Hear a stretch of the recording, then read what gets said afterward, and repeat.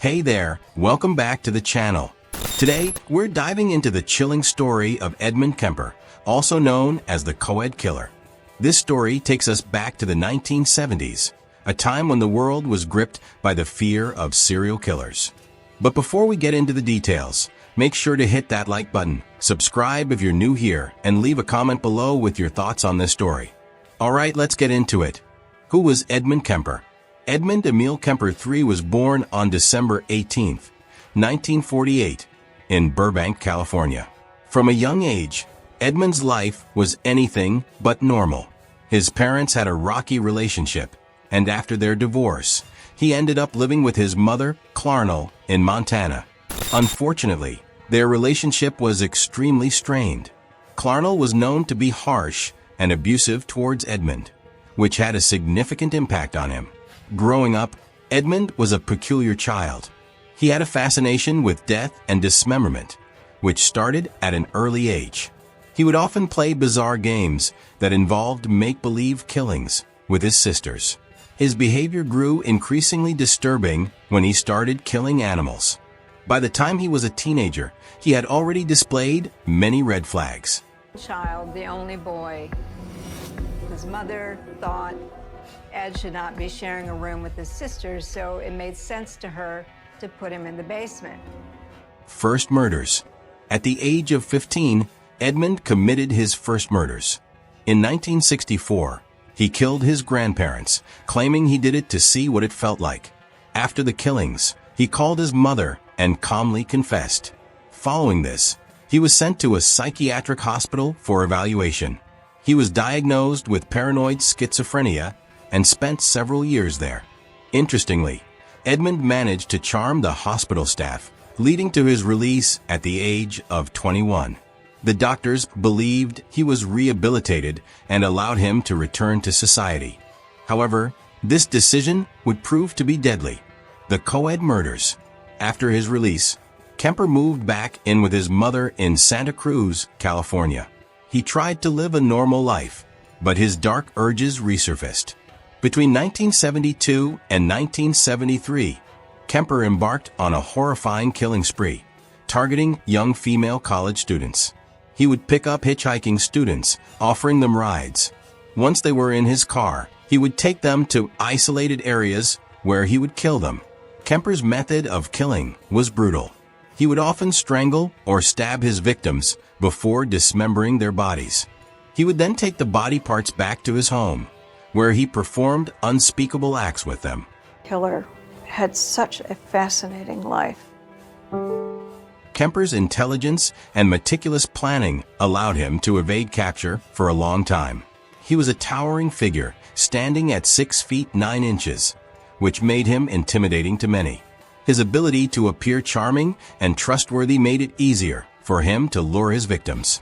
Hitchhikers. 18-year-old Fresno college student Anita Luquesa vanishes. A severed head found in the mountain. It was just the skull. We had no body. Killing his mother. In 1973, Edmund's killing spree took a dark and personal turn. He murdered his mother, Clarnell, in a fit of rage. He bludgeoned her to death while she was asleep and then decapitated her. In a chilling twist, he placed her head on a shelf and used it as a dartboard. He later revealed that he did this to get back at her for the years of abuse he endured. After killing his mother, Kemper called one of her friends to come over. When the friend arrived, he killed her too. He then fled the area, but surprisingly, he turned himself in a few days later. He called the police from a phone booth, confessing to the murders and giving them details about his crimes. Trial and imprisonment. During his trial, Kemper showed no signs of remorse. He was convicted of 8 counts of first-degree murder and received life imprisonment without the possibility of parole. He is currently serving his sentence at the California Medical Facility in Vacaville. Person that he resented greatly. She was harsh, aggressive, putting him down, I think, when he was younger. Call it verbally abusive, I don't know, but very aggressive verbally. Kemper has given numerous interviews from prison, where he has provided insights into his psyche and the motivations behind his crimes. He has become somewhat of a macabre celebrity, with many people fascinated by his intelligence and his chilling candor about his actions. Why did he kill? Understanding why Edmund Kemper committed these heinous acts is complex. Basically, you're dealing with a young male that is engaged in fantasies that are aberrant and destructive and violent before adolescent. You're looking at an individual that has a broken home, a cold and distant mother, a absent father through divorce or just abandonment. They get into animal torturing. There are patterns that are identifiable. Many psychologists believe that his troubled relationship with his mother played a significant role. Clarnell's constant belittling and emotional abuse likely fueled his deep-seated anger and hatred towards women. His killings were a way for him to exert control and power, something he felt he lacked throughout his life. Kemper himself has said that he killed his victims because they reminded him of his mother. He projected his anger and frustration onto these innocent women, using them as stand-ins for Clarnell. Legacy and impact. The case of Edmund Kemper has left a lasting impact on the world of criminal psychology and law enforcement. His case was one of the first to be studied by the FBI's Behavioral Science Unit, which later became the foundation for criminal profiling. The insights gained from interviewing Kemper helped shape the methods used to understand and catch serial killers. His story has also been depicted in various films, documentaries, and TV shows. One of the most notable portrayals is in the Netflix series Mindhunter, where his character provides a chilling look into the mind of a serial killer. The story of Edmund Kemper is a terrifying reminder of how deeply childhood trauma and psychological issues can manifest in dangerous ways. It's also a stark warning about the importance of early intervention and mental health support.